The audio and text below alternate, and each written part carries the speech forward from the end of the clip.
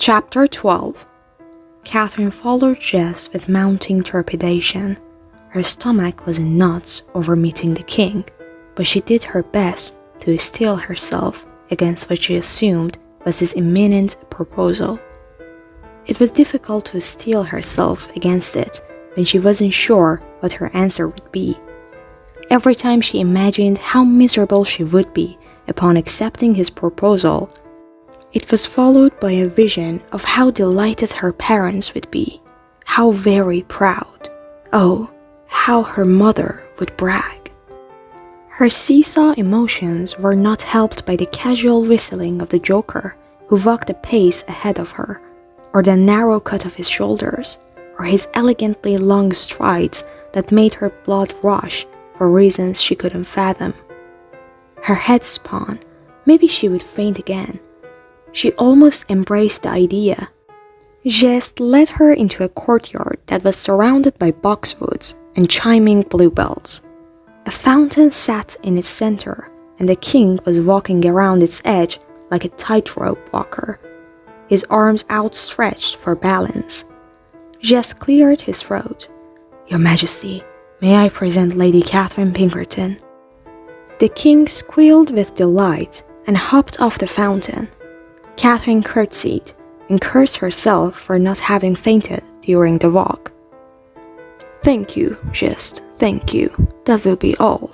The king clapped his hands as Jess bowed once to him and once to Catherine. He seemed to hesitate as he met her eyes, as if he saw the pleading in her face, the chant of "please, please don't leave" that was running loops in her head. His brow creased. Bracing herself, Catherine looked away. "I won't be far," said Jess, "should my presence be wanted." Though it was said to the king, Catherine suspected he meant it for her. She did not look up again until she'd heard the faint thumping of his boots passing out of the courtyard. She and the king were left alone in the romantic gardens. He was smiling at her like he'd just opened an unbirthday present and found it was precisely what he'd asked for. "You wished to see me, Your Majesty." "I did, Lady Pinkerton." A heavy, clouded silence followed before the king cleared his throat. "Don't the gardens look marvelous today? Listen to those bluebells, so in tune." She listened. The bluebell's chime was beautiful, hitting all the right notes. The music did nothing to calm her. The king offered her his arm, and she had no choice but to take it and allow him to lead her along the pathways, between geranium and creeping ivy and heavy-headed dahlias. The king was so jovial, practically skipping beside her. She wanted to put her hands on his shoulders and order him to calm down, but she did her best to be amused by his enthusiasm instead. She listened while he gabbled on about which flowers the gardeners had chosen for the upcoming season, and how his vintner was going to make elderberry wine this year, and how very excited he was to attend the annual Turtle Days festival that the Marquess and Marchioness were hosting. And would she be there? But of course she would, being their daughter. And would she dance the quadrille, and was she eager to try her luck at the oyster hunt? She listened with utmost politeness, but hardly heard any of it. The weight of the paper-wrapped macarons inside her pocket became an anchor, dragging her down. She had baked them to ensure she was still in the king's good graces. She had baked them with the intention of compelling him into a marriage proposal. Catherine had tried to leave them at home that morning, feigning forgetfulness, but her mother had had none of it. She did not want to give them to the king. She did not want to encourage him. Perhaps it wouldn't matter. He was going to ask for her hand anyway. Why else would he have had her escorted into the gardens? She tried to breathe. This was better than the ballroom, at least. Better than being surrounded by every person she'd known in her life. Out here, she felt like she had a slim chance of saying no without dying of guilt as she said it. They passed through an archway, around a cutting garden, beneath a trellis, while the king talked of everything and nothing. Catherine yawned. She wished she was still playing yard games with Margaret. She wished she was drinking tea and gossiping with her mother and her friends. She wished she would have thought to eat something when she first arrived. Her stomach was going to begin gurgling any minute. As they meandered into another courtyard, her eyes caught on Jess's dark motley again. As promised, he hadn't gone far, and he now crouched in the next garden before the two of his spades, a young gardener who was watching the joker with Ave. Jess was showing him a card trick. Catherine's feet pulled her off the path without her noticing. She drifted toward the pair, watching as Jess took a pack of cards into his hands and fanned them up one arm, then flipped them with a gesture too quick to follow. The cards dominoed down to his elbow. He made them dance and skip, form a living chain between his fingers, spread out into the shapes of stars and hearts before collapsing back into a deck of cards once again. Then he shot them all up into the air in a stream high as a water fountain and allowed them to rain down over their heads like red and black confetti. The young gardener froze mid-laugh at the sound of a startling caw. The raven swooped down from a nearby rose tree and caught a single card in his beak before landing on Jess's forearm. The bird cocked his head to one side, revealing the card he had caught. It was the two of spades. Jess gave it to the young card, who looked like he'd never been given anything half so special in his life. "Do you like him?" Kath jumped. She'd forgotten all about the king. Heat flooded her cheeks. No, I don't. "I think he's perfect." She pressed her lips shut. "I think he could be the best court joker this kingdom has ever seen, and that's including Canterbury, the comely comedian." Catherine had no idea who that was, but was glad to be able to let out a breath. Of course the king was asking her if she liked the joker. His tricks and his jokes, his illusions and games, not the man. And she didn't like the man. She barely knew him after all. She gulped. "He's very, fun to watch," she confessed. "Did you see his performance at the ball?" She knotted her fingers together. "Yes, Your Majesty, it was spectacular." "It was, wasn't it?" The king bounced. "Come, I shouldn't have sent him away so hastily. We'll have a bit of entertainment." "What? No!" But the king was already pushing through the shrubbery. "Jest, oh jest," he sing-songed. Jest started. The raven was allowing the young card to pet his wings, but as soon as they saw the king, the card threw himself onto his face out of respect, and the bird took flight into the trees. The king did not seem to notice either of them. Catherine lagged behind, tempted to hide behind the bushes. "Another good day," said Jest, his coal-lined eyes landing on Catherine, full of questions. She straightened her spine, inch by inch, aware that she'd been slumping. "We were just speaking of your performance the other night," said the king, rocking back and forth on the balls of his feet. "Lady Pinkerton is quite an admirer." Catherine flinched. Jess glanced at her, not attempting to hide his amusement. "I'm flattered, Lady Pinkerton." "Not too much, I hope." His dimples stretched down either side of his face. "Won't you entertain us?" said the king.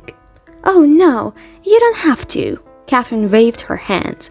"I'm sure you have other guests, and for a mere crowd of two..." She trailed off.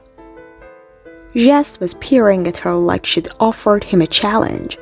"With great pleasure, Your Majesty," he said, not taking his attention from Catherine. But first, perhaps it would be prudent to excuse the young squire. He rolled his fingers toward the two of spades, still prostrated on the ground. The king blinked, as if he didn't notice the card was there. Oh, yes, you're dismissed," he said, adjusting his crown. The card hopped to his feet, bowed quickly, then ran out of the garden as fast as he could, clutching the card Jess had given him. Unable to come up with a logical reason to excuse herself, Catherine let the king talk her down onto a stone bench. She kept a proper amount of space between them, yet her heart still fluttered like a bumblebee's wing. Did Jess know the king was planning to ask for her hand? Did he care? "Do you have a preference on entertainment, Your Majesty?" Jess asked. No, whatever the lady would like." Kath could feel the king looking at her, and she squeezed her hands in her lap, determined not to look back. "Surely you know your trade best. Whatever pleases you will no doubt please us as well." He met her awkwardness with that relaxed, crooked grin of his, and slipped the deck of cards into his sleeve. "Nothing pleases me more than bringing a smile to the face of a lovely lady. But something tells me you will not make that task as easy as it was the eve of the ball." She flushed. "Oh, she thought you were spectacular at the ball," interjected the king. "She told me so." "Did she?" said Jess, and he seemed truly surprised. "I did," she confessed, "though now I'm wishing I would have chosen my words more carefully." He chuckled. "It's my role to be spectacular. I shall do my best not to disappoint." Tipping of the black three-pointed hat, he reached inside and produced the silver flute. She'd seen him playing in the gardens at night. His smile widened when he saw that she recognized it, and he whispered, "Try not to faint." Kath crossed her arms, unbearably aware of the king at her side, watching, listening. He was not a clever man, she reminded herself. For once glad that he was so dim, he is not a clever man. Jess replaced his hat and lifted the flute to his mouth.